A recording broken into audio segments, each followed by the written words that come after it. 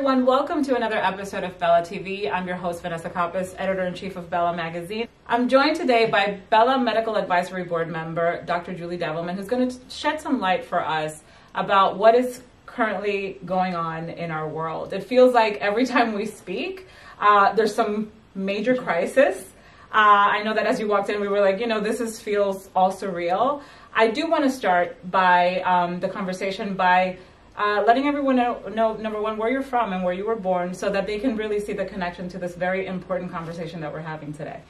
So I was born in Kiev, Ukraine, except when I was born there, it was still the former Soviet Union. And when my family immigrated to the US, it was still the former Soviet Union. So the first time I've ever seen my documents say that I was born in Ukraine was my American passport. Wow. Because all of my exit documents were still from the USSR. So I don't have any family or friends directly in Ukraine, but everybody I know and everybody in my community has someone. So this has a very personal flavor to it because we're daily talking to people who are struggling over there or who are helping people here that are struggling over there. So it's impacted literally the entire community. I know that obviously we can't help but hear about what's going on in Ukraine and Russia.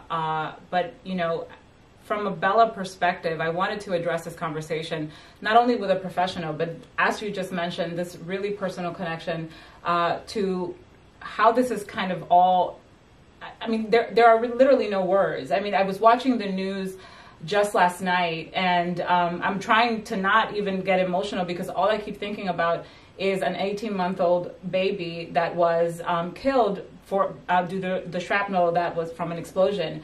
And I can't begin to wrap my head around, thinking that this happened many years ago, but the fact that it's happening in 2022, that we're having conversations of war and crimes against humanity is surreal to a certain extent. And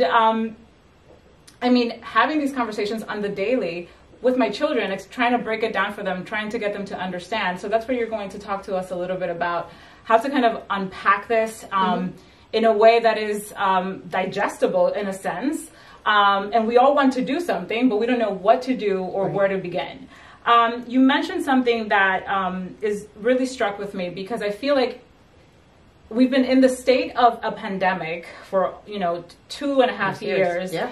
And now we're in a state of war, which whether we want to acknowledge it or not, it is affecting the entire world. I was just talking to my mom in the Dominican Republic this morning, how gas prices have increased, which were already astronomical. And I said, Mom, I almost paid $5 for a gallon of gas here. So it's affecting everyone. But you mentioned something very poignant, is that the human body is not designed to be in a state of stress for this extended amount of time. Right. Can you explain that a little bit? Sure. The human body is designed to respond to a crisis. Yeah. So if you're a cave person and you see a lion, your body rallies to get you to safety. You run away from the lion. The system is designed to shut down. If you tax the system for a really long period of time, it starts to wear off, right? It isn't designed. It's like running your car in high gear continuously, right? So part of the problem we're having right now is coming off of all of those resources that have been burnt by the pandemic. But also, this is a new crisis, and this is a crisis that we right now don't know how long it's going to be.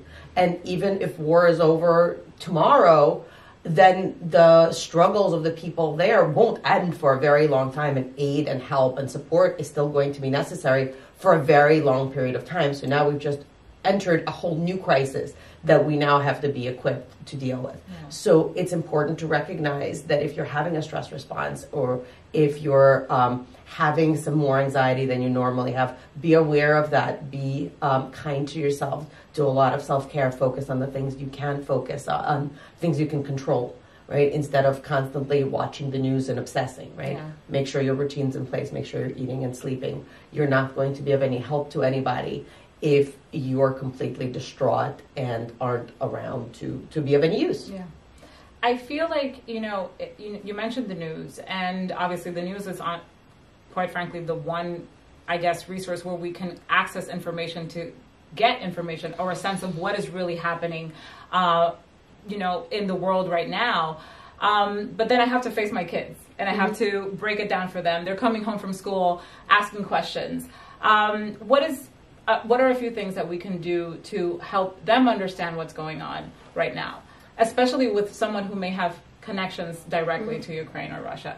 So one thing is you probably shouldn't have news on all the time, because you can't control what images they're seeing, and you can't unsee something you saw.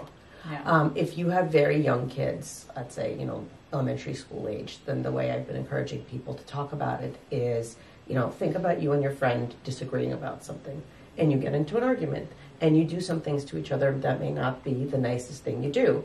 That works that way in countries as well, and in the adult world. And these are countries that are disagreeing about something, but because they're bigger and stronger, they can do bad things on a larger scale. Yeah. That makes it understandable about what's happening. I wouldn't focus young children on actual death and destruction, because what are they going to do with that information, right? I've been getting questions about, well, doesn't that build compassion? Well, it doesn't, right? Because it's still somewhat surreal, and they don't have any way to process this information, right? Like, what are you going to say? Little Mary couldn't go to school today because her street was being shot at? Like, what do you want, a 7-year-old to do with that information? Correct. So that's don't. That's a lot, right? They don't. There's no reason. There's no benefit to that information. Yeah. Well, I speak to what we were talking about briefly before we started filming.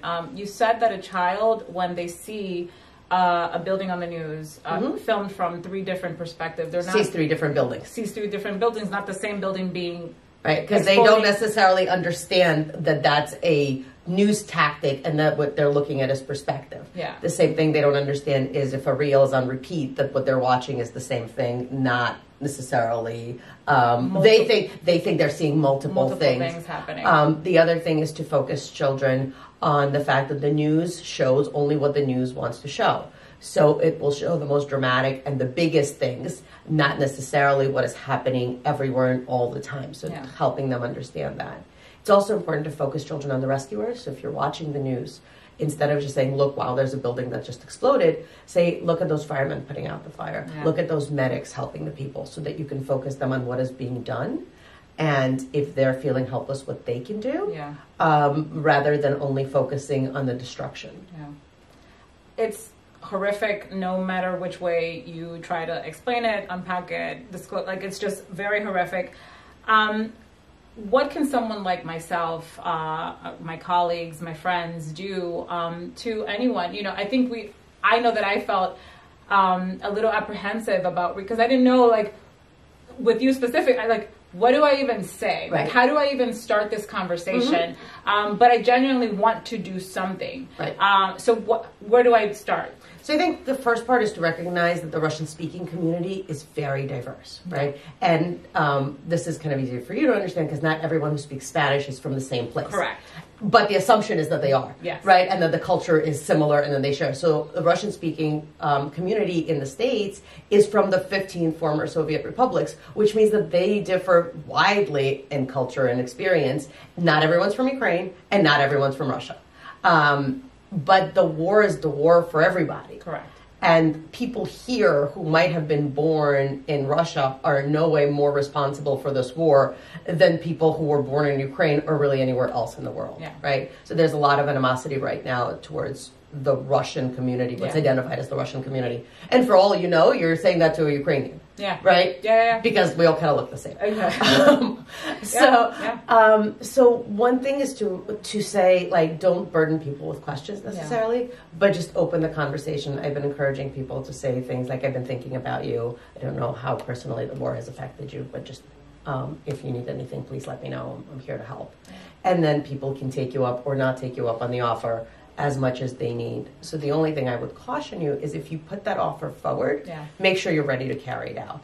Because what often happens is people will say, well, do you want to talk about it? And then people will start to talk about atrocities that they know is happening to their families. Yeah. And people are not ready to hear it. You're not prepared to receive that. Yeah. And then you look like you've regretted that decision. Yeah. And now that becomes a burden, because now they feel uncomfortable with the fact that they shared. Yeah. So it's better to not say that and not put that offer forward if you don't intend to act. If you don't think you can handle it. If you don't think you can handle it, it's okay. Yeah. Just don't say it. Don't say right? It, Same thing is, if you're not really prepared to offer help, don't say it. Just say, I was thinking about you, and I hope everyone in your life is okay. Right? No, and you know, as uncomfortable as it's going to be uncomfortable either way, whether you can do something or you can't. But I also think that, just as you said, I'm thinking of you.